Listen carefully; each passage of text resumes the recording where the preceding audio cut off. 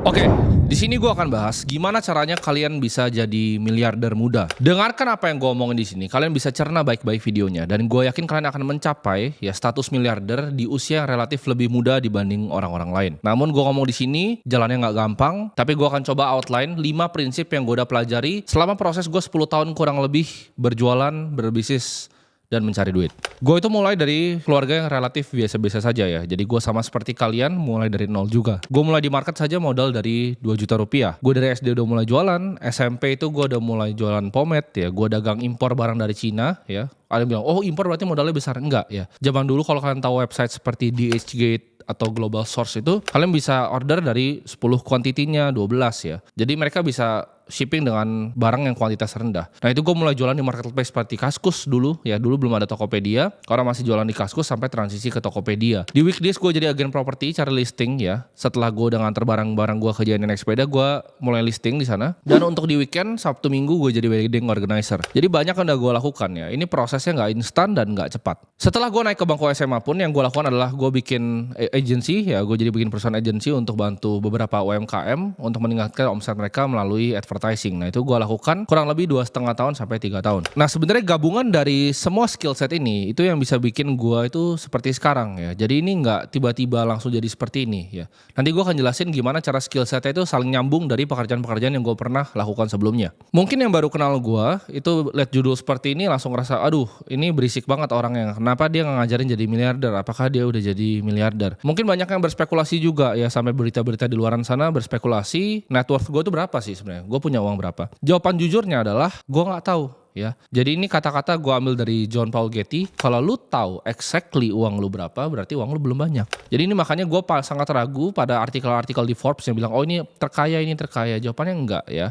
Karena orang yang benar-benar kaya ya, yang ada di Forbes itu, bahkan mereka nggak tahu sebenarnya harta asli mereka itu seperti apa. Tim puluhan akuntan mereka itu nggak tahu harta mereka itu sebenarnya berapa. Gimana caranya jurnalis bisa tahu cuma dari cari-cari saham-saham yang TBK? Ya, jawabannya tidak bisa. Di sini gue pengen share ilmu lapangan gue selama 10 tahun terakhir ya. Dan ini gue yakin bisa diaplikasikan di kehidupan kalian. Gue gak bilang lu bisa langsung jadi kaya ya seperti gue. Gue juga gak bilang kalian bisa capai ini dalam usia yang relatif muda. Cuman ini yang gue janjiin ke kalian. Kalian aplikasiin ini, gue yakin hidup kalian at least level up dibanding diri kalian sebelumnya. Di sini gue pengen samain persepsi dulu. Gue yakin orang itu nggak semuanya ngincer kekayaan sampai gimana-gimana. Tapi gue yakin uang itu bisa membantu hidup semua orang. Gue percaya nggak ada orang di dunia ini yang ditransfer 10M ke rekeningnya sekarang dan itu nggak tersenyum ya. Kalau misal kalian mau belajar gimana cara cari jadi sehat, ya gue mungkin nggak bisa bantu kalian. Kalian mau cari misal gimana cara keluarga bahagia atau kalian bisa happy, itu jangan cari gue. Gue nggak punya expertise di sana. Tapi kalau untuk belajar jadi kaya, gue yakin gue ada beberapa tips yang gue bisa share ke kalian. Nah kaya itu ukurannya seperti apa sih? Apakah total aset? Apakah gimana cara ukurannya? Nah ini gue bisa breakdown kekayaan. Jadi ini kita benerin mindsetnya dulu ya. Kekayaan itu gue bisa breakdown ke 3 sebenarnya, 3 matriks utama. Yang satu adalah liquid kekayaan. Ini adalah kekayaan yang bisa dicairin. Kalau misalnya besok atau dalam seminggu itu bisa dicairin uangnya. Ya itu adalah yang liquid. Yang kedua, ada yang kaya secara net worth ya. Jadi dia punya perusahaan yang mungkin TBK ya sahamnya, terus dia kelihatan menggelembung sekali kekayaannya, kayak banyak-banyak yang di India itu yang super kaya di Forbes atau di Indonesia yang tiba-tiba melejit. Itu karena kekayaan dari sahamnya. Nah itu gue akan jelaskan, itu beda sekali ya. Kalian punya saham yang TBK sebagai owner, itu bukan termasuk liquid. Nanti gue akan jelaskan. Dan metrik yang ketiga adalah lifetime total spending. Atau gue sebutnya, gue singkat di sini buat video ini adalah LST. Jadi yang pertama liquid, yang kedua itu adalah aset secara keseluruhan. Yang ketiga adalah total spending ya selama kita hidup. Nanti gue jelasin kenapa ini penting. Di sini banyak yang masih ketukar-ketukar ya antara tiga ini. Jadi orang ada yang ngomong seperti, oh dia OKL, dia nggak nora, dia anaknya dari perusahaan ini tapi dia aja nggak nora, dia nggak beli barang-barang mewah. Kenapa? Karena LST-nya kecil. Jadi mungkin asetnya besar ya, misal berupa dia tinggal dikasih sama bapaknya rumah di Menteng, lalu dia diwariskan saham, misalnya bapaknya punya perusahaan perkapalan atau perusahaan logistik, dia diwariskan saham misalnya. Ya 100 miliar, dia punya rumah di Menteng misalnya 70 miliar, tapi cashnya sedikit. Dia mungkin spendingnya kelihatan biasa-biasa aja. Kenapa? Karena LST-nya sedikit. Dia mungkin seumur hidupnya spendingnya sama seperti kalian yang nonton ini. Dia nggak punya uang untuk di-spend dan nggak boleh di-spend karena hartanya disuruh turunin. Jadi orang yang mengglorify OKL ini menurut gua salah, karena kalian juga harus hitung dari LST-nya. Kenapa? LST yang rendah menunjukkan bahwa bapaknya mungkin dulu pas pertama bikin kekayaan ya, pas bapaknya itu OKB, bapaknya LST tinggi ya. Dia beli pesawat jet segala macam, tapi anak-anaknya itu cuma dikasih rumah dan nggak boleh spending, uangnya disuruh turunin ke anak-anak yang lain biar nggak habis di anaknya yang nggak bisa kerja ini. Nah ini ada perbedaan lagi, orang yang punya cash liquid itu sangat berbeda dengan orang yang ibaratnya asetnya ini menggelembung ya. Berbeda di mana? Contohnya, banyak yang kira, oh dia karena dia punya saham ini valuasi sekian, hartanya puluhan triliun. Betul ya. Ini gue kasih perumpamaan sederhana dengan saham 100 miliar anak OKL tadi. Dia punya saham 100 miliar ya. Ketika dia mau cash out di market, 10 miliar. Apakah hartanya itu jadi 90 miliar? Jawabannya tidak. Itu publik akan goreng dia mampus-mampusan. Sampai sahamnya akan turun ke 30 miliar market cap ya. Dari 100 miliar turun ke 30 miliar aset kertasnya. Dia udah keluarin 10M jadi cash 10M-nya, sisa 30M. Jadi hartanya itu nggak benar-benar 100 miliar. Contohnya seperti Elon Musk. Ya dia kaya karena saham Tesla. Tapi ketika dia buang Tesla misalnya 10% di market, itu Tesla akan dropnya luar biasa. Jadi hartanya nggak benar-benar segitu. Dia nggak bisa spend segitu. Jadi yang punya liquid cash sekian sama yang punya harta saham, properti atau aset sekian itu berbeda kekayaannya. Jadi kita lebih baik punya cash 300 miliar, ya, liquid aset 300 miliar, dibanding kita punya 1 triliun tapi nggak liquid. Paham sampai sini? Nah contohnya sekarang seperti gua, kalau misalnya gua punya 100% ya dari sebuah perusahaan yang bisa, let's say bisa menghasilkan 50 sampai 100 miliar gitu setahunnya. Nah net worth gue berapa? Karena perusahaan itu nggak bisa cuman divaluasi seperti itu ya. Jadi simpel aja, misalnya gue bisa punya perusahaan yang menghasilkan 10 miliar konsen sebulan ya. Jadi 120 miliar setahun. Misalnya perusahaan itu adalah perusahaan teknologi.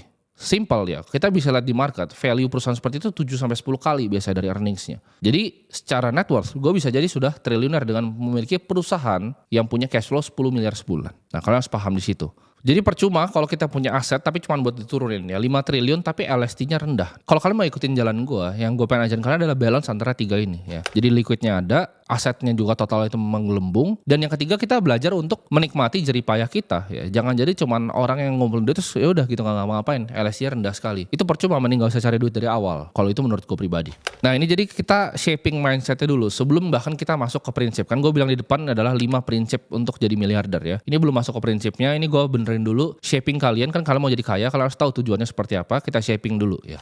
Nah kita akan langsung masuk ke prinsip yang pertama. Nah ini menurut gue prinsip dasar dalam orang itu mau menjadi kaya, yaitu sederhana ya. Prinsip adalah memulai. Kesannya gampang kan ya, tapi semua orang nggak bisa memulai ya. Banyak sekali orang pintar gue lihat di dunia ini tetapi nol besar hidupnya. Kenapa? Karena dia nggak pernah memulai. Dia nggak pernah tancepin tongkatnya, ini garis startnya, nggak pernah mulai.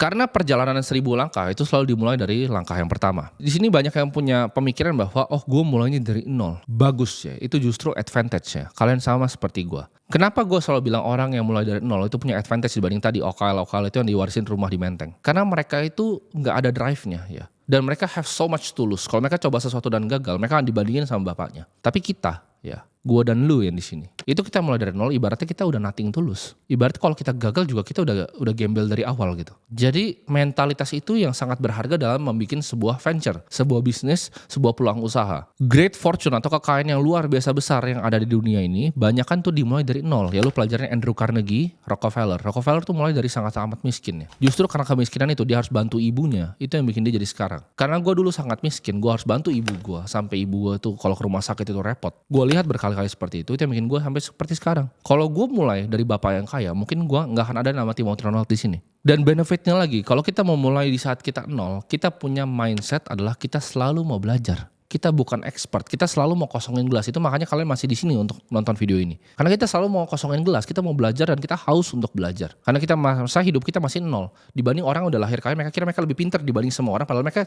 cuma di situ karena kebetulan dilahirin orang kaya. Kalian yang muda di sini itu memiliki advantage yang luar biasa, yaitu waktu. Kalian akan lebih semangat belajar dibanding orang yang udah umur 30, 40, bahkan 50 tahun. Kombinasi, ini kombinasi mematikan ini. Ambisi yang kuat ya, darah muda, dan gak takut gagal. Ini adalah 3 kombinasi yang luar biasa kuat untuk memulai.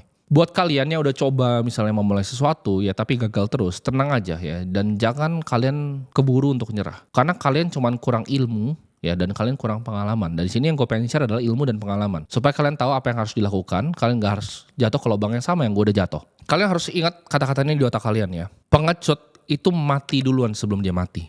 Jadi maksudnya apa? Pengecut itu adalah orang-orang yang gak pernah memulai. Mereka selalu takut untuk memulai. Gue liat banyak sekali ya di sekitar gue orang super pinter tapi gak pernah sukses. Kenapa? Karena satu, mereka takut untuk kelihatan gagal sama dunia. Itu kenapanya? Prinsip pertama itu memulai. Ini sangat fundamental ya. Mereka bahkan sebelum mulai pun udah jadi pengecut dan udah takut duluan. Sebelum berani ambil opportunity-nya, mereka udah mundur duluan. Orang-orang seperti ini itu takut dicap udah mulai sesuatu dan dia gagal. Ini gue cerita sedikit. Ketika gue memulai sesuatu ya, itu ngasal, itu industri gue gak ngerti. Ya gue jualan pomade waktu itu. Pomade-nya namanya Sofecito sama Fix Clay. Jadi zaman dulu itu market tuh nggak seperti sekarang ya, nggak banyak gitu dibanjirin di marketplace. Tapi di situ gue memulai aja. Tapi akhirnya sebenarnya bisnisnya relatif gagal. Walaupun gue di otak gue waktu itu gue tuh dapat uang belasan juta gitu, mungkin 13 juta, 14 juta. Nah balik lagi, kenapa gue bisa gagal? Karena pertama ilmunya kurang, kedua pengalamannya kurang.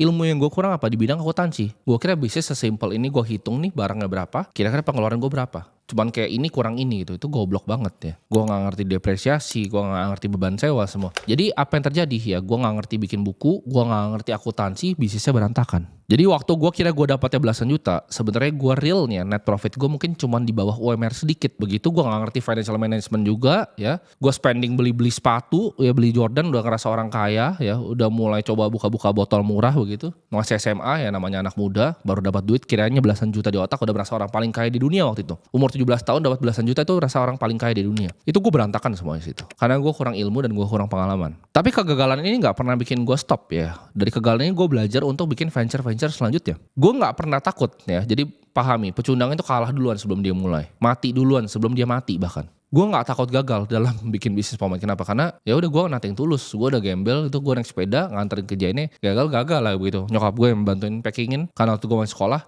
Jadi gue ke sekolah, nyokap gue bantuin gue packing gitu. Kalau gue takut gagal dan gue berhenti di situ, nggak akan ada gue sekarang.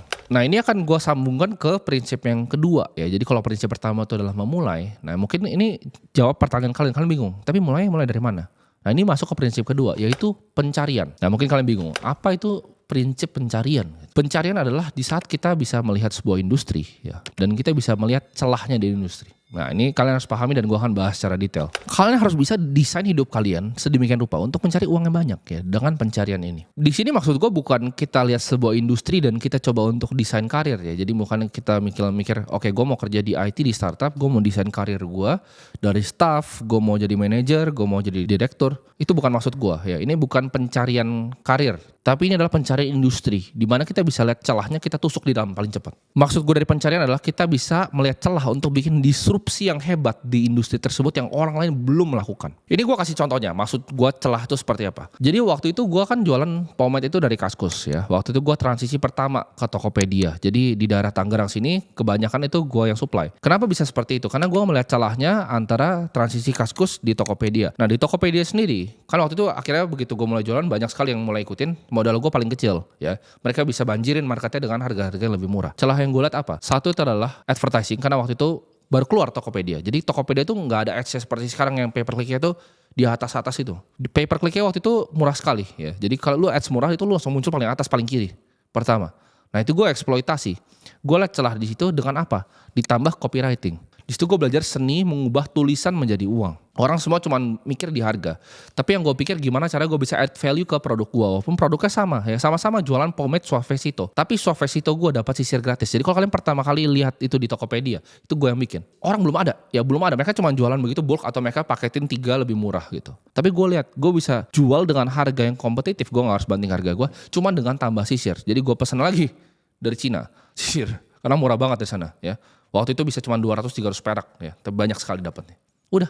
Cuma dengan murah itu gue taruh plus sisir ya. Mau nggak punya rambut seperti Cristiano Ronaldo begitu. Padahal dia aja nggak pakai pomade itu tuh. Tapi itu konsep yang gue lihat, celah di industrinya. Nah celah yang gue lihat tau apa lagi? Karena gue bilang tadi, skill ini bisa stacking. Jadi ketika kita mulai tadi, gue mulai dengan jualan pomade, gue nggak tahu bahwa itu adalah industri yang bisa bikin gue sukses dan justru gue gagal di sana. Tapi dari situ gue belajar banyak hal. Satu, gue belajar copywriting. Di saat orang lain nggak ada belajar copywriting. Nah celah yang gue lihat lagi apa dengan skill copywriting gue dan marketing gue ini, advertising gue. Bahwa banyak sekali UMKM yang nggak ngerti ini. Di situ gue lihat celah lagi. Oh ini ada UMKM, ini ada pabrik konveksi, ini ada startup, ya kan, ini ada restoran. Mereka no idea what is copywriting, mereka no idea what is advertising. Di situ gue lihat celahnya untuk bikin advertising agency. Ya gue jadi penengahnya untuk bridging mereka ke skill set yang gue punya. Kalau kalian di sini yang OG Facebook Ads, kalian tahu zaman dulu itu nggak ada retargeting canggih seperti sekarang, layering itu nggak ada. Ya jadi zaman dulu tuh sederhana sekali. Lu masuk ke dashboardnya, dia akan minta cuman target demografi, umur, ya. Mereka akan minta lokasi dan segala macam. Itu yang gue maksimalin waktu itu. Gue eksploitasi, gue liat celahnya di Facebook Ads ini namanya location targeting. Jadi ketika gue ngiklan, itu nggak ada yang mainin ini zaman dulu. Gue fokus hanya di lokasi. Gue peduli setan, gender, umur. Karena gue liat algonya waktu itu. Kalau kalian targeting semua, dia masih agak bingung. Nggak kayak sekarang. Sekarang udah canggih banget ya. Udah ada pixel, dulu belum ada pixel. Jadi lu cuma pakai location targeting, lu bisa dapetin omset luar biasa besar.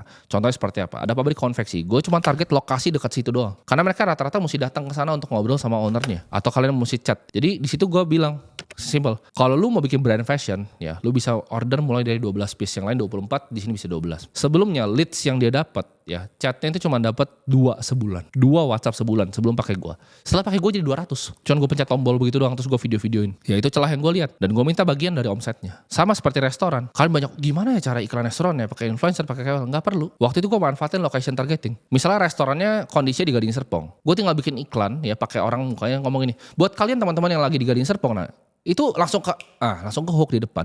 Itu celah yang gue lihat. Jadi gue nggak sampai sini dengan Sunshine and Rainbow, banyak sekali yang gue udah trial error. Itu gue waktu masih umur 17 tahun, gue udah bisa mikir seperti itu. Dan kalian yang mungkin di sini udah lama juga di bidang marketing pasti paham apa yang gue omongin di sini. Nah, pencarian itu penting, prinsip kedua ini, karena sukses itu suka sama orang yang bisa cari celah. Ya. Ini gue mau ambil suatu pepatah dari filsuf Roma ya, Seneca. Kalian mungkin pernah dengar ini, tapi ini sebenarnya originalnya dari Seneca. Hoki itu adalah preparasi ya dikali dengan kesempatan. Maksudnya apa? Preparasi dikali dengan kesempatan. Preparasi ini adalah skill set yang kita punya. Jadi kalau tadi gue gak mulai untuk bikin pomade, gue gak punya skill set untuk bikin copywriting. Kalau gue gak punya skill set untuk copywriting, walaupun gue bisa lihat celah bahwa UMKM itu gak bisa itu, gue gak bisa eksekusi. Jadi dengan mulai kita bisa punya preparasi dulu dengan skill set kita ya. Jadi preparasi itu adalah skill set dan kesempatan ini adalah celahnya. Jadi paham di sini. Hoki itu bisa dibuat. Ketika kita punya preparasi dan kita bisa lihat celah, kita bisa tembak, tusuk dulu ke industrinya dibanding semua orang lain. Dan di sini kita bisa ada kesempatan untuk bikin kekayaan yang luar biasa besar. Bedanya orang yang bisa sukses dengan yang biasa aja itu bukan cuma kepintaran, tapi keberanian untuk tusuk celahnya. Di saat kesempatan, ya, dan mereka punya preparasi, mereka punya skill set, ada kesempatan nih, mereka akan cepat sekali. Mereka akan tinggalin semuanya di belakang, gak takut sama sekali, gak takut mati, dan mereka akan tusuk. Mereka akan tinggalin event semuanya untuk kejar momennya. Ya, ini gue akan kasih contoh, ada gak orang di belakangnya? Itu partner gue di sana. Ya gue contoh pakai partner gue kali Mas Ada. Waktu itu dia reach out ke gue.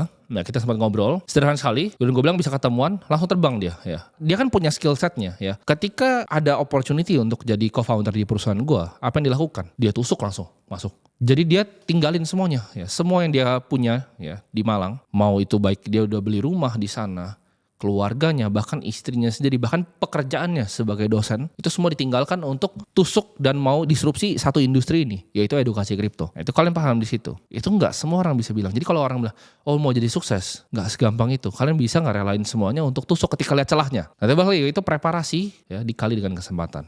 Celah ini bagus dimanfaatin ketika kalian sudah punya sesuatu yang kalian suka bahkan dari dulu ya. Mungkin gue cari sedotan ya, jualan pomade, agency segala macam. Itu ibaratnya kayak gue fokus lakuin itu hanya untuk cari duit ya. Tapi real passion gue kalau ditanya di mana adalah di market. Bagi gue itu game yang menarik karena ibaratnya kalau di sini gue paling jago, gue bisa bantai semua orang dengan mendapatkan return yang paling tinggi. Jadi dapat uang paling banyak kayak main game untuk lawan semua orang di dunia. Itu menarik sekali untuk gue. Sama seperti Bill Gates. Jadi kalian perhatiin ini adalah kalau misal kalian ada sesuatu yang udah condong menarik kalian dari masa kecil, itu kalian bisa cultivate ya. Kalian rapiin dulu itu supaya bisa jadi celah ketika ada kesempatan yang presentasikan dirinya di depan kalian. Bill Gates itu dari kecil sudah tertarik dengan software. Begitu dia dicelah untuk sikat IBM, dia sikat, dia disrupsi. Henry Ford juga sama. Mereka dari kecil udah tertarik dengan otomobil. Begitu ada celah untuk disrupsi otomobil, dia sikat, akan jadi Ford. Di sini gue mau bilang pepatah bahwa fortune itu favors the bold ya. Bahkan bukan the brave, bukan yang berani, tapi bold kata-katanya. Orang yang bold untuk melihat celah, orang yang bold untuk memulai. Gue itu bukan dewa ya, gue bukan lebih di atas kalian dari segala aspek, tapi gue cuman lebih bold dari kalian ya. Gue masih makan nasi, pagi-pagi juga masih berak. Gue masih manusia biasa, tapi yang gue lakukan adalah apa? Gue lebih bold dari kalian, gue bisa lihat celah lebih bagus dibanding kalian. Gue punya determinasi yang lebih tinggi dan gue gak pernah nyerah. Dan gue gak takut untuk gagal. Nah kalau prinsip pertama itu adalah memulai, prinsip kedua itu adalah mulai celah. Nah prinsip ketiga, ini nyambung semua, yaitu eksekusi. Eksekusi, dan eksekusi. Semua omong kosong, ide yang lu ngomong ke teman-teman itu semua sampah. Eksekusi is all that matters. Di sini gue mau kasih contoh eksekusi dengan makanan favorit kita semua di sini, yaitu McD ya. Kita akan contoh si Ray Kroc, orang yang membesarkan McD seperti sekarang. Dia bukanlah orang yang ibaratnya mulai McD dari nol ya. Dia juga bukan orang yang menciptakan konsep tentang fast food. Udah banyak banget yang bikin fast food. Tapi kejeniusan dari McD yang Ray Kroc bikin itu hanya terdiri dari 3 sistem sederhana ya. Yaitu standarisasi harga. Zaman dulu tuh gak ada yang namanya namanya standarisasi harga. Dia lihat industrinya, dia tusuk celahnya. Jadi semuanya tuh harganya sama, semuanya value for money. Dan kedua, dia yang menciptakan sistem franchise. Semuanya franchise, semuanya terstandar. Karena zaman dulu restoran bisa banyak orang bikin restoran, tapi maksimum itu 2 cabang. Karena satu itu keluarganya yang pegang. Begitu pegang cabang kedua udah nggak enak. Dia yang bisa standarisasi ini semua. Jadi harganya standar, quality-nya value for money, dan juga mereka pakai sistem franchise. Dan yang ketiga adalah marketing kayak orang gila. Dia cuma fokus di 3 itu. Standarisasi harga, sistem franchise, dan juga marketing kayak orang gila. Dan jadi McD seperti sekarang. Apakah Ray Kroc seorang jenius yang gimana-gimana? Enggak juga. 3 konsep tadi, sebenarnya kalau kalian bahkan mau bikin restoran, kalian implementasi 3 tadi, itu kan bisa jadi besar sekali ya. Itu ide gampang sekali untuk diomongin, tapi dieksekusi sangat sulit.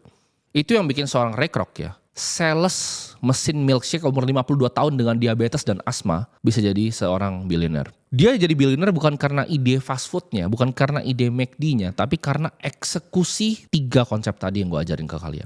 Itu contoh dia melihat celah dan dia tinggalin semuanya ya untuk kejar McD ini. Eksekusi ini terkait satu konsep yang selalu gue ajarin ke kalian, yaitu persistence dan fokus ya. Penting untuk kita lihat, keep your eyes on the ball ya. Jadi bola ini kayak main bola, keep your eyes on the ball. Bolanya adalah mana yang ngasilin uang. Karena eksekusi, mana yang ngasilin uang. Yang nggak ngasilin uang ya tinggalin. Nah, eksekusi ini banyak rintangan yang kalian akan hadapi, dari baik keluarga sampai di luar. Yang pertama, kalian harus cut semua energi negatif dari diri kalian ya. Jadi kalau misalnya ada teman yang negatif, keluarga yang negatif, itu kalian potong secepat-cepatnya. Mau alkohol, mau cewek, maupun apapun itu, stop itu semua. Karena di saat kita mau eksekusi ya, tadi kita pertama udah mulai, kita udah ketemu celahnya, kita mau eksekusi. Ini tinggalin semuanya. Semua ditinggalin ya. Taruh kepala kita ke bawah, ini waktunya untuk grinding. Ini ada hal penting yang gue pengen ajarin kalian di sini. Kalau kalian eksekusi sesuatu ya, misalnya tapi dalam konteks bisnis, kalian eksekusi sesuatu, udah gagal nih di yang pertama, kalian jangan eksekusi hal yang sama lagi. Ini lebih gampang diomongin dibanding dilakukan, karena gue banyak ngelakuin kesalahan, gue lompat ke lubang yang sama terus lagi ya. Jadi kalau udah ngelakuin sesuatu, misalnya kalian ngelakuin marketing nih, ngelakuin sesuatu, gak works, stop. Jangan kayak orang gila, cobain terus ya. Itu dalam eksekusi itu penting. Nah, dalam fase yang ketiga atau prinsip ketiga eksekusi ini, penting untuk kita mencari mentor di industri. Kenapa kalian harus mencari mentor di industri? Karena mentor ini akan seperti orang yang udah pernah naik gunung ya. Dia akan jadi pemandu kalian. Kalian mungkin baru pertama naik gunung yang super tinggi yang berkabut ini, tapi dia udah 10 kali bolak-balik ya. Ketika kalian naik di atas, jalannya licin dan berkabut, dia udah bisa lihat bahwa jalannya licin dan berkabut. Nah, mentor ini kalian harus seleksi dengan baik. Seleksinya apa? Sederhana ya, dipilih di industri yang sama. Dan yang kedua, apakah hidup dia adalah hidup yang gue mau? Ya, kalau hidup dia bukan hidup yang gue mau, jangan pilih dia jadi mentor ya, karena kalian akan ketarik ke sana hidup kalian. Gue dalam milih mentor, gue selalu tanya ke diri gue, apakah hidup dia adalah hidup yang gue mau? Kalau enggak, gue gak pernah dengerin sama sekali. Sederhana itu. Jadi dalam fase eksekusi, saran gue, ini gak harus ya, tapi ini on the side kalau misalnya lakukan, yaitu cari mentor di industri yang sama, yang bisa guide kalian. Kecuali kalian pinter lah, kalian bisa bikin kayak Hai Di Lao sendiri, bikin McD sendiri, silahkan. Tapi sulit, gue pun sampai sekarang juga punya mentor. Nah, kita udah bahas prinsip pertama, udah mulai, kita dicari celah, kita udah bisa eksekusi. Kita udah tahu gimana cara pakai kacamata kuda untuk persisten, fokus untuk eksekusi apa yang kita mau lakukan. Nah, ini akan masuk ke prinsip keempat dalam step kita menjadi miliarder atau jadi orang yang sangat kaya. Ini gue gak cuma ngomong miliarder sebenarnya. Video ini kalau kalian pahami benar-benar, ini road untuk jadi triliuner ya. Yang keempat adalah delegasi. Ya, ini prinsip yang sangat penting. Dunia ini sangat kejam dan jalan untuk menuju kekayaan itu sangat-sangat susah ya. Jadi mengelola human capital atau delegasi akan jadi komponen prinsip krusial dalam kehidupan. Ini gue ngomong tadi kan, kalau mentor itu dia udah pernah naik daki gunungnya. Nah, sekarang walaupun lu dikasih tahu, ada yang ngasih tahu naik gunungnya, lu tetap harus naik sendiri kan. Lu kalau patah kaki, lu patah kaki tetap. Mau dibantuin dia, tapi kaki lu tetap patah gitu. Nah, gunungnya ini, gunung untuk mencapai kekayaan yang luar biasa, itu lebih sulit dibanding cuma naik gunung biasa. Ini gunungnya itu udah bau amis ya. Mungkin ada bau darah juga. Gunungnya itu sangat gelap. Ini gunungnya itu luas sekali, kalian gak bisa lihat atasnya. Itulah jalan menuju kekayaan. Nah, di sini kalian butuh tim. Kalian butuh kru yang bisa bantu kalian. Karena kalian gak bisa sendiri. Nah, ini kesalahan yang gue lakukan terlalu lama. Waktu gue bikin agensi, gue mikir, oh, saya paling pintar. Saya itu bisa ngedit paling jago, saya bisa pegang kamera paling jago, semuanya paling jago. Ya, nganggap diri sendiri paling jago. Bisa ngiklan paling jago, jadi sales paling jago, semua paling jago. Tapi itu gak bawa kita jauh. Karena gue lupa salah satu constraint paling besar dari manusia adalah waktu. Dimana kita cuma punya 24 jam. Mau lu bener ya, lu paling jago, lu gak bisa. Ya, lu gak akan bisa. Tapi sebenarnya lu bukan paling jago juga ya. Kita gak bisa paling jago di semua bidang. Jadi itu kesalahan gue. Gue terlalu lama sampai gue mengerti part keempat ini, delegasi. Gue kerjain semuanya sendiri. Semuanya selalu gue kerjain sendiri, gue gak pernah mau kasih kerjaan gue ke orang lain karena gue pikir gue paling pintar. Padahal enggak ya. Jadi di saat sekarang pun gue juga sama. Kenapa gue punya karyawan? Ada kantor yang dibilang ada karyawan. Karena gue bukan yang paling pintar di semua bidang ya. Gue gak jago operasional kayak beberapa karyawan gue di sini. Ada yang lebih jago operasional di sini dibanding gue. Ada yang lebih jago bikin event di sini dibanding gue. Ada yang lebih jago pegang kamera di sini dibanding gue. Semua di sini lebih jago di bidangnya masing-masing dibanding gue. Untuk mengelola human capital ini jadi faktor yang krusial. Ini seperti kita naik gunung tadi. Mungkin ada yang punya skill setnya, mereka bisa melihat buah-buah yang beracun. Jadi kita nggak ambil buah di pohon lagi lapar petik langsung mati gitu. Ada yang jago mungkin melihat binatang buas itu di mana. Nggak tiba-tiba kita masuk semak tiba-tiba dicakar digigit gitu. Ada yang juga jago mungkin melihat lubang-lubang di bawah. Ada yang jago tali menali gitu. Dia tahu caranya gimana cara naik ke atas. Nah itu adalah cara kita hidup. Cara kita bertahan hidup sebagai ras manusia, yaitu belajar untuk pakai orang lain. Delegasi. Nah sebagai orang yang mau belajar delegasi nih, kalian harus ngerti gimana caranya cari talent. Nah ini yang sulit nih ya. Karena kebanyakan orang kira cari talent yang jelek. Kayak gue juga salah dulu ya. Gue juga dulu cari talent berantakan karena gue gak ngerti. Balik lagi, semua di prinsip ini sama ya. Kalau kalian gagal tuh artinya kalian kurang ilmu dan kurang pengalaman. Nah ciri-cirinya apa? Karyawan yang bagus. Satu, mereka tuh sebenarnya lebih pintar dari kalian. Dua, mereka selalu tanya pertanyaan tuh intelektual, bukan pertanyaan bodoh ini tanya ke kalian. Gak semua hal-hal kecil bodoh itu tanyaan kalian. Dan yang ketiga, mereka tuh actually cinta akan apa yang mereka lakukan ya. Mereka gak suka ngegosip, gak suka mikirin yang gak penting. Mereka datang dan mereka cinta sama kerjaan mereka. Itu contoh karyawan yang bagus. Ini kesalahan terbesar gue pertama kali gue mulai. Gue coba cari copycat dari gue ya. Gue coba cari Timothy Ronald yang lain. Itu salah besar. Kenapa? Karena orang yang sama itu dia gak bisa ngelihat yang sama. Yang cuman bisa ngeliat buah, dia gak bisa lihat yang binatang buas. Kalian harus cari yang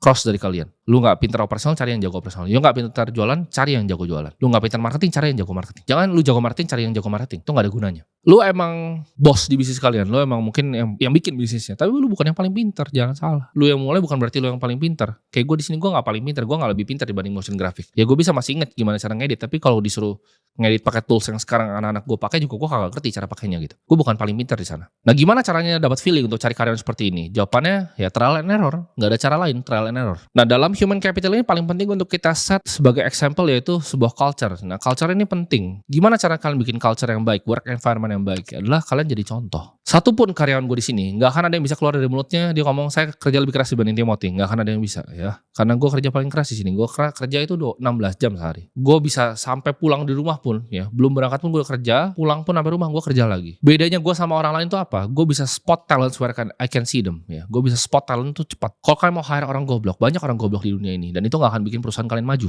Orang goblok itu akan datang ke kantor lu, kasih senyuman ke lu, tapi gak akan improve bisnis lu. Nah ini harus dihindari kayak hama. Jadi orang goblok ini dihindari kayak hama. Ini 2 guideline gue selama gue mungkin turnover karyawan tuh udah berapa ya? 300 lebih kali ya turnover. Jadi ini pengalaman gue selama handle turnover lebih dari 300 karyawan. Satu itu adalah ignore feeling pertama lo terhadap mereka ya. Karena judgement lu tuh gak selalu benar. Jadi kalau lu gak suka sama orangnya bukan berarti dia gak kompeten. Di awal pertama kali lu ketemu. Ya itu lo kesampingin. Itu yang pertama. Kedua, always hire the best. Karena A-talent, mereka akan rekrut A-talent yang lain. C-talent akan rekrut talent yang kelas C. Ya, jadi kelas A akan selalu ketemunya kelas A lagi nanti ke depannya. Jadi kalau lu awal A, semua jadi A di perusahaan lu. Nah, tapi talent yang baik, ini gue kasih tau kalian, talent yang baik biasanya udah punya kerjaan sebelumnya. Nah ini penting dan itu gak apa-apa ya. Itu tugas kita sebagai owner perusahaan untuk cari talent-talent ini. Nah dalam mencari talent ini, biasanya makanya ini ada bercanda nih teman-teman pengusaha gue. Pada paling takut kalau gue main ke kantornya. Karena kalau gue liat orang bagus langsung gue ambil masuk ke kantor gue. Rata-rata yang kerja sama gue tuh biasa dulunya sebelumnya udah pernah kerja di tempat lain. Dan gue cuma ngambil-ngambilin gitu. Gue ngambil yang terbaik dari punya orang biasanya. Karena biasanya yang paling pintar tuh udah kerja. Kalian gabungin kondisi 4 ini aja kalian udah pasti jadi miliarder sebenarnya. Tapi gimana caranya kita bisa retain kekayaan ini? 5 gue akan bahas endgame-nya. Yaitu gimana actually nyimpen duitnya. Nah, ini banyak banget yang udah bisa kerjain 4 step ini. Ya teman-teman gue banyak yang misalnya ngasih 500 juta sebulan, jualan misalnya restoran segala macam. Tapi begitu ditanya uangnya mana? Nggak punya uang. Karena dia nggak ngerti yang nomor 5, yaitu menyimpan. Caranya gimana? Ini end game-nya nih, menyimpan. Gue kebetulan hoki karena hobi gue adalah sebenarnya di market. Jadi gue berbisnis seperti ini, tapi gue bisa selalu menyimpan uang gue dari usia gue masih sangat kecil. Jadi gue agak berbeda dengan orang lain ya. Gue umur 19 tahun, gue udah kenal hampir semua owner sekuritas di Indonesia. Gue tuh jadi golden boy-nya di market Indonesia. Itu umur 19 tahun, semua orang udah kenal gue, semua bandar udah kenal gue. Jadi prinsip yang gue pelajari apa? Yang pertama ya, kalian harus pahami bahwa uang kertas itu cuma dicetak, nothing more ya. Itu cuma medium of exchange, dipakai untuk kita menukar suatu value. Kalau kita tanya misalnya ekonom ya, mereka akan jawab bahwa uang kertas ya itu adalah medium of exchange dan titik. Mereka nggak akan mikir secara first principle apa itu uang kertas. Nah tapi gue akan kasih tau kalian, ini uang tuh nggak berguna ya. Mereka cuma cetak, itu nggak ada basisnya sama sekali, nggak ada emasnya sama sekali. Simpannya kemana? Jadi ini orang kaya itu paham sekali akan ini ya. Uang tuh nggak akan pernah hilang, uang akan selalu ada di sini, akan selalu jadi medium of exchange ya. Tapi uang sendiri itu adalah format dari energi ekonomi. Maksudnya apa? Ketika kita punya medium of exchange dalam bentuk kertas ini, kita tukar sebuah jasa atau produk untuk dapat kertas ini, kertas yang cuma dicetak ini, buang kertasnya. Ya, ini orang kaya paham ini. Buang kemana kertasnya? Ke aset-aset ya. Jadi kalau gue nanya orang paling kaya di Indonesia, teman-teman gue, apa sih yang mereka beli? Kalau orang middle class kan belinya saham. Orang kaya itu nggak ada yang sebenarnya beli saham. Mereka bikin saham. Ini bedanya orang kaya sama orang biasa aja. Orang middle class itu investasi saham. Orang kaya itu bikin perusahaan yang bisa TBK. Mereka bikin sahamnya sendiri. Uang dari bikin sahamnya mereka lariin kemana? Satu, properti ya. Mereka cari luxurious residential real estate di Menteng, di Pondok Indah, di Bali, di Seminyak. Mereka bikin villa disewa-sewain ke orang. Luxury residential. Yang kedua adalah komersial. Mereka bikin gedung seperti gue di kantor ini gedung kantor. Yang punya ini ya bikin gedung dan dia sewa-sewain buat orang-orang jadi tenan di sini. Orang yang super kaya seperti itu. Mereka main di luxury, residential, dan juga di commercial property. Mereka juga main di fine arts. Jadi kalau kalian perhatiin yang super kaya di Indonesia, mereka suka koleksi seni. Ya, sama mereka kadang punya museumnya sendiri. Mereka suka fine arts dan mereka suka juga collectibles ya. Jadi buat bilang, oh mobil itu bukan investasi, enggak juga. Ya, ada orang kaya yang gue tahu punya 200 Ferrari-nya, tapi semuanya collectibles. Ya, mereka cari barang yang scarce ya, yang desirable, yang banyak orang yang mau dan scarce. Saham itu enggak scarce, saham itu bisa dicetak lagi. Ya, mereka bisa right issue, private placement dan segala macam.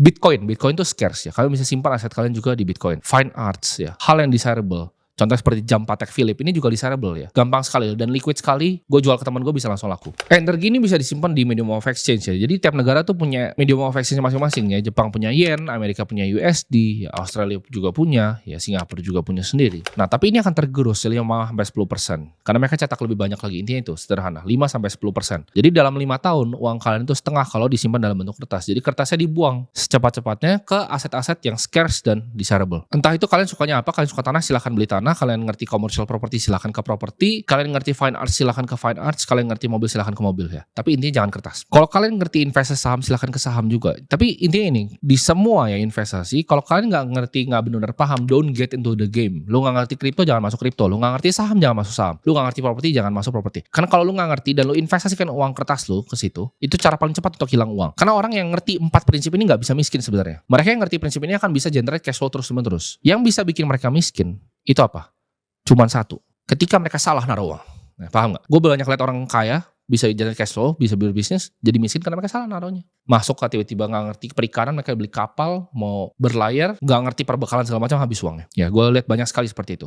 Salah naruh uang. Dalam fase akumulasi ini, orang yang tahu persis aset apa yang dibeli, ya akan justru diuntungkan. Dan orang yang gak mengerti aset apa yang dibeli, itu justru akan selalu dirugikan. Nah untuk menyimpan kekayaan ini, banyak banget orang-orang, ini gue bilangnya tikus-tikus ya. Tikus-tikus yang suka grogotin harta kita. Nah gue udah nyampe di sini juga, gue udah lihat banyak-banyak tikus-tikus ini. Nah ini gue akan sharing nih, tikus-tikusnya ada apa aja. Satu, banker. The banker is not your friend. Ini mungkin kalau kalian nggak punya duit, kalian nggak akan bisa relate. Tapi begitu kalian udah punya duit, kalian akan bertemu dengan accountant, tax advisor, lu akan ketemu dengan lawyer, lu akan ke banker. Gue akan kasih tau mana yang teman kalian, mana yang bukan teman kalian. Ini karena ini fase end game ya. Jadi kalian mungkin bisa balik ke video ini kalau kalian udah nyampe di end game-nya. Nah di end game ini yang teman kalian pertama itu adalah lawyer. Ya lawyer is your friend. Ya lawyer itu akan banyak membantu kalian dari masalah-masalah. Lawyer itu bagus. Banker is not your friend.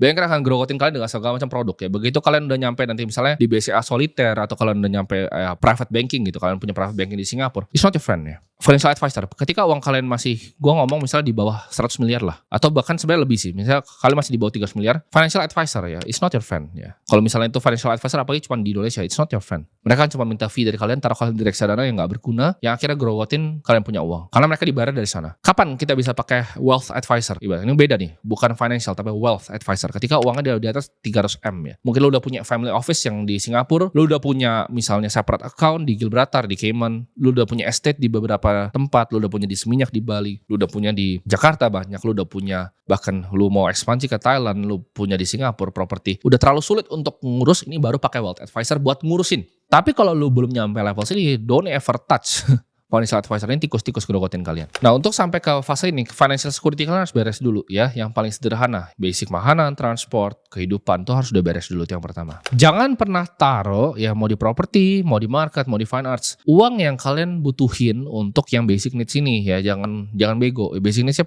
penuhin dulu, barulah kita taruh uangnya di market. Uang dingin, uang beku kalau bisa. Nah, ini kita harus tahu dulu, ada 2 tipe orang. Ada yang dia lebih risk averse, ada orang yang risk on, dia berani terima resiko untuk mendapatkan hal yang lebih besar.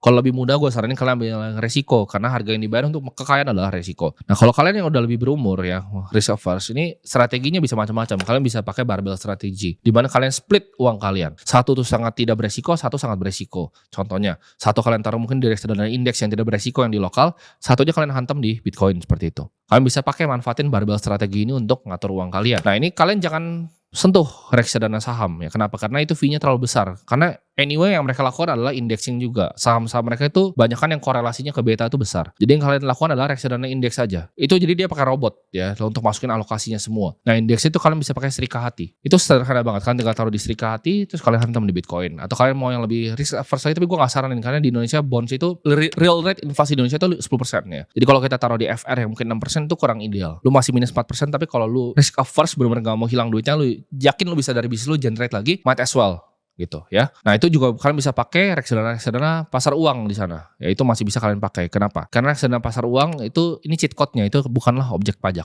Itu rahasia di situ. Nah, tapi gue saranin kalau mau indexing pakai luar negeri. Kalian bisa pakai di sana antara indeksnya Nasdaq atau S&P 500. S&P 500 di kiri, kalian bisa hantam di misalnya Bitcoin di kanan, atau misalkan kalian mau di emas batangan di kiri, Bitcoin di kanan. Nah, itu bisa dipakai. Kalau untuk gua barbellnya di highest possible gain. Jadi gua di crypto mainnya. Semuanya di crypto, kiri di Bitcoin, kanan gua hantam di altcoin. Balik lagi, kalau lu gak ngerti apa yang lu lakuin, don't ever try to do what I do ya. Don't ever try untuk get into property, don't ever try to get into market. Pelajarin dulu, investasi leher ke atas dulu, pelajari secara holistik apa yang kalian mau beli. Karena perbedaan orang miskin tuh spend duitnya untuk beli barang-barang gak berguna. Dunia ini memang gak adil ya. Kalau kalian misalnya beli jam level Breitling begitu, itu gak berguna. Ya, itu kayak sampah, jadi harganya bakal turun. Makanya kalau kalian beli di toko, kadang mau beli Rolex itu disuruh beli 3 Breitling atau 2 Breitling dulu kalau mau dapat Rolex secara retail. Gak adil kan ya. Kalau kalian beli Patek, itu harganya naik terus. Misalnya sekarang itu 2,3 miliar, ntar bisa sampai 4 miliar. Itu bedanya. Bahkan orang kaya itu beli sesuatu itu jadi lebih berduit lagi. Lu kalau beli BMW misalnya yang 400 juta bekas itu dia turun ke 300 juta, kalian yang 100 juta. Tapi kalau lu beli mobil yang puluhan miliar, dia naik 5 miliar, naik 10 miliar lagi. Jadi dunia itu sangat tidak adil. Dan orang kaya paham banget ini. Jadi mereka selalu ubah duitnya jadi duit lagi. Ketika orang miskin lihat mereka itu, oh ini dia flexing, enggak. Jadi yang dilakukan adalah dia bikin uangnya jadi uang lebih banyak lagi. Pakai cara yang kalian gak mengerti di game yang kalian tidak ketahui. Jadi kita hidup ini kondisinya sama, tapi cara mainnya sangat berbeda dan sangat curang. Jadi saat kalian kira itu dia beli barang untuk pamer, tapi dia untuk pamer itu bahkan dia dapat duit lagi dari situ. Barang itu apresiasi, dia dapat lagi value dari barangnya. Itu gak adil. Bahkan yang middle class pun yang bisa cuma beli BMW itu turun harganya. Tapi lu kalau beli mobil yang puluhan miliar tuh naiknya tinggi. Tapi ini warning, hanya sangat sedikit yang bisa menempuh jalan ini ya. Dan dari kalian semua yang di sini, bakal kalian semua yang nonton ini akan berkompetisi masing-masing ya, saling berkompetisi. Ini bisa makan waktu kalian, tergantung kalian jagonya, belajar adaptasi secepatnya seperti apa. 5 tahun, 10 tahun, bahkan 30 tahun ya. Jadi kalian mungkin habisin seluruh hidup kalian kejar ini, put your heads down, grind, dan gak pernah dapat apa-apa. Gue sering banget ngobrol sama orang kaya ya, teman-teman gue yang super kaya, yang udah agak tua, triliuner ya, yang gak muncul di Forbes itu, yang beneran mungkin top 10. Mereka ini gue tanya, apa yang mereka mau lakuin buat tukeran umurnya balik sama gue. Ini yang mereka ngomong ke gue sangat unik. Semua yang pernah gue bikin dan semua yang akan pernah gue bikin. Maksudnya apa? Semua yang mereka udah pernah bikin, mereka mau tukar semua, buang semua. Dan mereka balik ke gue untuk gak pernah bisa bikin apapun yang mereka pernah bikin. Umur itu segitu pentingnya. Segitu takutnya manusia itu akan kematian ketika udah di akhir hidup. Mereka pengen balik ke umur gue 23 ini, bahkan gak usah jadi orang kaya. Jadi orang biasa-biasa saja, mereka akan happy untuk balik ke umur 23 tahun. Jadi buat kalian yang sebenarnya masih muda, kalian tuh jauh lebih kaya dibanding orang yang lebih tua tapi uangnya lebih banyak. Ini gue akan kutip kata-kata dari Achilles ya, salah satu yang zaman dulu disebut sebagai dewa perang. Dibilang seperti ini, lebih baik gue hidup di dunia ini lagi untuk jadi seorang budak dibanding gue jadi raja di antara orang-orang mati ya. Jadi kalian pikir baik-baik, apakah ini jalan yang mau kalian tempuh? Karena kalian bisa tempuh ini terus kalian kehilangan waktu kalian dan kalian gagal. Dan ibaratnya nggak ada salahnya untuk ya udah hidup jadi biasa-biasa aja sebenarnya. Kadang gue tahu lu pasti capek dan lu mungkin berada di tempat yang gelap ya. Lu rasa nggak ada yang peduli sama lu dan lu ngerasa sendirian di saat lu mulai perjalanan ini. Tapi kalian lihat di sini ya, ini gue mau animator gue visualisasiin di sini. Itu adalah jumlah kotak kalau manusia itu hidup dengan rata-rata sampai 71 ya. Ini kotaknya dalam mingguan dan ini kotak dalam bulanan. Ini kotaknya cuma segini. Sesingkat ini hidup manusia. Jadi kalian mau hidup hidup yang seperti apa? Banyak orang yang kira hidup itu masih ada hari esok ya. Mungkin kita saudara-saudara kita yang masih tinggal di Palestina waktu itu tiba-tiba kena bom. Ada yang tiba-tiba didiagnosa besoknya dengan kanker. Jadi buat kalian yang masih hidup, masih bernafas ini, cari sesuatu yang bisa kalian perjuangin. Jangan cuma mau hidup kalian jadi hidup yang sia-sia menurut gua. Nah ini menurut gua kalian masih bisa nonton ini, masih bisa tersenyum, saatnya kalian bersyukur. Tapi kalian juga renungin apa yang gua ngomongin saat ini. Hidup kalian mau jadi seperti apa? Gimana ya kalian plan, gimana caranya kalian mau maju dalam hidup? Karena kalau kalian cuma pikir, kemarin gue bisa begini, kemarin gue bisa ini, kemarin tuh gak akan datang ke depan muka kalian untuk balik lagi. Jadi gak usah pikirin tentang kemarin, lihat di depan apa yang bisa kita lakukan. Tapi gue bilang tadi, kalian lebih kaya dibanding yang kalian bayangin. Kalian punya momen ini, momen untuk berubah hidup kalian. Antara jadi biasa-biasa aja dan jadi orang yang luar biasa. Karena gue bilang, bedanya orang biasa aja sama luar biasa itu nggak jauh. Sama-sama makan nasi, sama-sama berak di pagi hari. Bedanya mereka punya determinasi yang lebih kuat. Mereka nggak pernah nyerah. Mereka nggak pernah takut dan mereka nggak pernah nyerah. Kita semua punya tanggung jawab di dalam hidup. Jadi setelah nonton ini akan ada dua tipe orang. Ada yang akan ya udah nyerah aja, dan ada yang akan jadi binatang. Dia akan jadi buas ketika nonton video ini. Setelah dia udah merenungi video ini, dia pahami betul apa kata-kata gue di sini. Dan kalian akan yang binatang buas ini saling berkompetisi nanti, ya. Abis nonton video ini, mungkin nggak tahu gue nonton 200.000, mungkin tercipta 20 hewan-hewan buas baru nih dari video ini. Nah buat kalian para hewan-hewan buas yang baru ini 20 orang mungkin dari 200.000 orang yang banyak di sini dan berhasil berubah nih, mau berubah jadi hewan buas yang mau taklukan bukit tadi yang gue bilang. Terus lu mau gather kru lu ikutin prinsip-prinsip gue, lu mau kumpulin kru lu untuk nyampe ke atas. Gue mau tutup ini dengan quotes salah satu ibaratnya ya mentor sih, bukan mentor, tapi gue gak pernah ketemu orang udah mati lama juga, yaitu Alexander the Great. Alexander pernah bilang, gak ada yang mustahil untuk mereka yang mau mencoba. Ya, dia bilang mustahil untuk kuasain 3 benua, tapi dia kuasain 3 benua di umur gue 23 tahun. Gak ada yang mustahil untuk orang yang mau mencoba. Jadi untuk kalian yang bangun ya, yang gue bilangnya bangun karena video ini, gue tunggu kalian di atas bukitnya. Gue juga lagi naik bukitnya soalnya di atas sekarang. Ya, gue mungkin lihat kalian ada yang lagi mau naik-naik. Gue tunggu di atas dan sampai jumpa di puncak bukitnya.